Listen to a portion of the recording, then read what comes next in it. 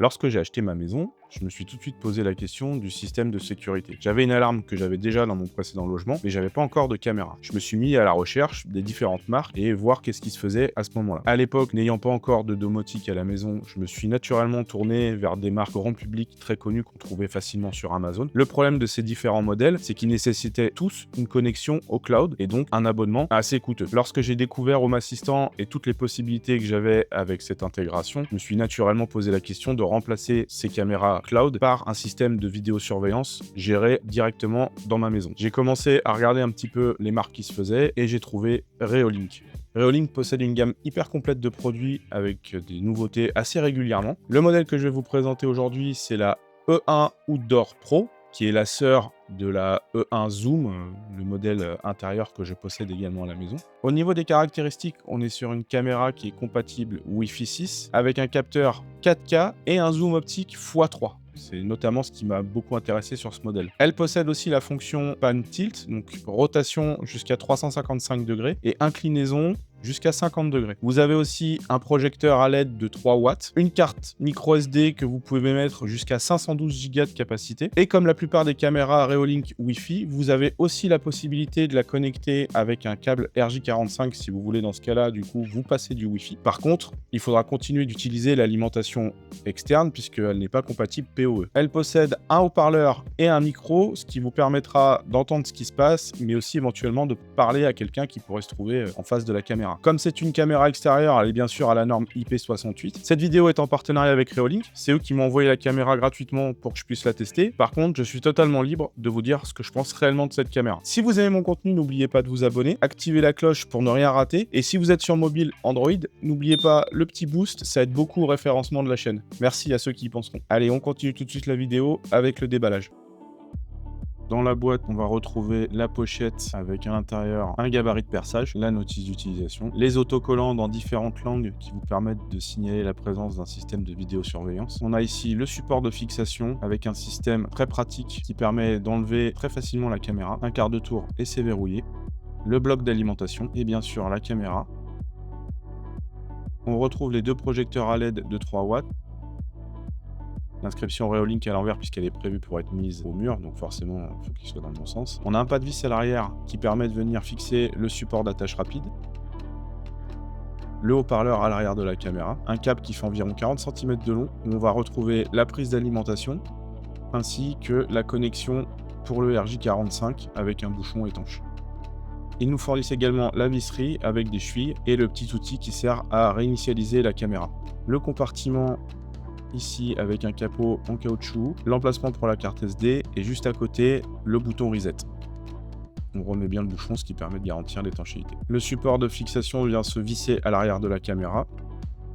On le serre bien à fond, on aligne les petits ergots en croix et ensuite un simple quart de tour suffit pour verrouiller la caméra dans son support. Vous avez la possibilité de faire passer le fil par en haut ou par en bas. Si vous faites passer le câble par en bas, il y a un petit ergot qui permet de verrouiller le câble bien solidement au niveau du support. Et à l'heure où j'enregistre cette vidéo, la caméra est en promotion sur Amazon, mais attention, ça sera seulement jusqu'au dimanche 18 janvier 2026 et vous la retrouvez au prix exceptionnel de 99,99 €. Sinon, tarif normal, 139,99 €. Vous trouverez dans la description un code promo de 5% si vous passez commande sur le site de Reolink. Et je vous mets bien sûr tous les liens dans la description. Maintenant qu'on a fait le tour du produit, je vais vous montrer comment ça se passe dans l'application Reolink pour ajouter une nouvelle caméra et les différentes options et configurations qu'on peut faire. Donc une fois que vous avez installé l'application Reolink, vous vous retrouvez sur l'interface. Pour ajouter une nouvelle caméra, vous allez cliquer sur le plus qui se trouve en haut à droite de l'application. Une fois que vous allez scanner le QR code, il va vous demander de choisir le mode de connexion de la caméra. Donc comme je vous l'expliquais, vous avez la possibilité de la connecter avec un port RJ45, un câble RJ45, donc là vous allez pouvoir le préciser, ou alors sinon au Wi-Fi, ou alors si la caméra avait déjà été configurée, que c'est une reconfiguration parce que vous avez changé votre Wi-Fi par exemple, vous sélectionnez l'option qui va bien, il vous passe les étapes de configuration avec, vous avez la caméra qui va vous parler, Welcome to Reolink, bienvenue sur Reolink.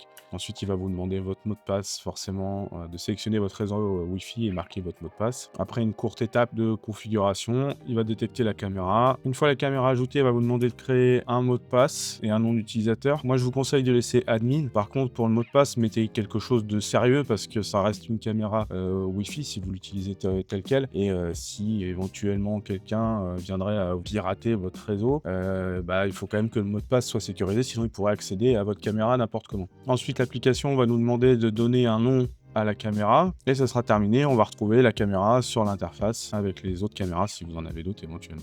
Alors à ce stade, on a fait le plus compliqué. Personnellement, je trouve que l'interface de chez Reolink est plutôt bien faite, assez facile. Ça fonctionne bien, il n'y a pas de lenteur, il n'y a pas de soucis particuliers. Si vous sélectionnez bien votre réseau Wi-Fi et que vous captez bien le Wi-Fi à l'endroit où vous installez votre caméra, vous n'aurez vraiment aucun problème lors de cette installation. Maintenant, on va passer à la partie un petit peu plus technique, entre guillemets, c'est-à-dire c'est la configuration vraiment de la caméra, parce que vous allez pouvoir activer ou pas tout un tas d'options. C'est ça qui est génial chez eux aussi, c'est qu'il y a vraiment beaucoup de possibilités. Donc je vais vous montrer quelques menus de configuration. Donc, de retour sur l'interface Reolink. Une fois que vous êtes là, vous cliquez sur le nom de la caméra que vous avez configurée. On va accéder aux informations un petit peu plus techniques avec les adresses IP, les numéros de série, faire les mises à jour de l'appareil, etc. Dans les adresses IP, voilà, on va retrouver la configuration de la caméra, mais surtout dans le menu avancé, on va retrouver tous les paramètres HTTPS, RTSP, ONVIF à activer si jamais vous en avez besoin. Ensuite, on revient sur le menu principal. Là, on va pouvoir configurer les paramétrages pour les enregistrements. Si vous voulez un enregistrement continu, si vous voulez un enregistrement à détection de mouvement.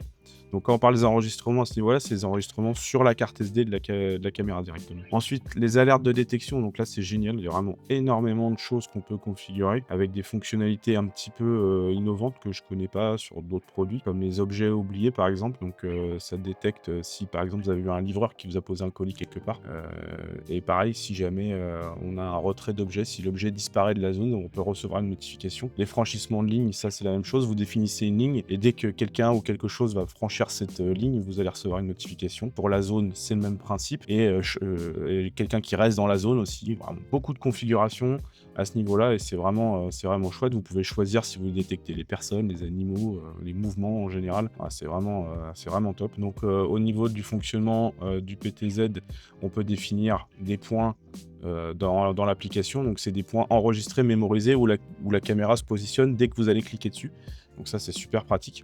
Moi, j'ai par exemple fait un point au niveau de ma cour avec le portail et j'ai créé une automatisation dans Home Assistant où dès que quelqu'un vient sonner à la sonnette, la caméra automatiquement pivote et zoome sur le portail pour savoir si quelqu'un est présent. Donc ça, c'est assez cool. Et automatiquement, alors ça se définit dans l'application, mais automatiquement, au bout d'un certain nombre de secondes, la caméra va reprendre son point de garde. C'est un point que vous avez défini comme étant le point par défaut. Et automatiquement, au bout de X secondes, la caméra vient se remettre directement à cet emplacement-là.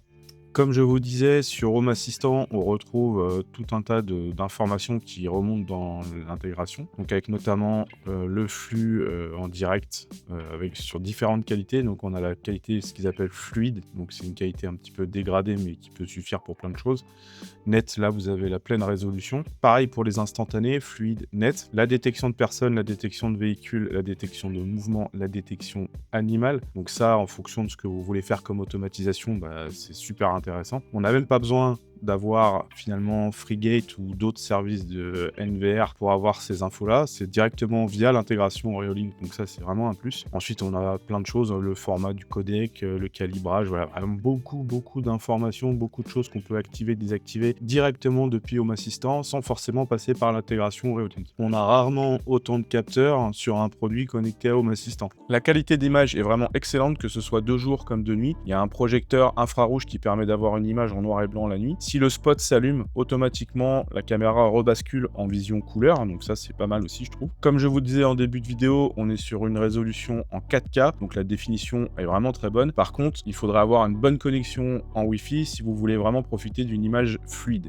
Contrairement à d'autres caméras que j'ai pu tester auparavant de marques concurrentes, le débit du Wi-Fi est excellent. La caméra capte vraiment très bien le signal. Contrairement à un autre modèle de caméra que j'avais auparavant qui se trouvait exactement au même emplacement, j'ai une meilleure qualité de réseau avec cette caméra Reolink. Une autre des fonctionnalités qui est hyper intéressante, c'est le suivi. C'est-à-dire que dès que la caméra va détecter une personne ou un animal, ça dépend comment vous l'avez configuré, ça peut être les deux aussi également, elle va focus sur cette personne et elle va la suivre jusqu'à temps qu'elle sorte de son champ de vision. Vous pouvez définir une plage de mouvement mini-maxi, ce qui vous permet de limiter à un champ de détection bien précis la caméra ou de limiter le suivi à ce niveau-là. Donc c'est vraiment super puisque du coup on a vraiment quelque chose d'assez fluide je trouve et la caméra va vraiment suivre la personne et elle va vraiment suivre aussi gauche-droite mais haut-bas si la personne se rapproche ou s'éloigne dans la limite de ses mouvements bien évidemment, mais la caméra va suivre en tout cas la personne qui sera détectée dans son champ de vision. Vous l'avez compris, j'aime beaucoup Reolink et ça date de bien avant qu'ils deviennent partenaires de la chaîne. Je trouve leurs produits vraiment bien finis, qualitatifs, une qualité d'image au top dans toutes les conditions et l'intégration Home Assistant ainsi que leur application sur mobile est vraiment au top. J'ai hâte de découvrir les futurs produits, j'ai vu qu'ils nous préparaient des choses vraiment intéressantes, peut-être pour de prochaines vidéos. J'espère que cette vidéo vous aura plu et vous aura été utile. Comme d'habitude, n'oubliez pas de vous abonner, d'activer la cloche et dites-moi en commentaire comment vous avez trouvé les produits Reolink. Je vous mets les liens dans la description des différents produits Reolink ainsi que du Discord de Helabs où vous pouvez me retrouver là-bas, mais également mon Instagram. J'y poste régulièrement du contenu, un petit peu les coulisses de la chaîne, donc n'hésitez pas à vous abonner et à me suivre. C'était Mickaël et je vous dis à bientôt sur Domotique.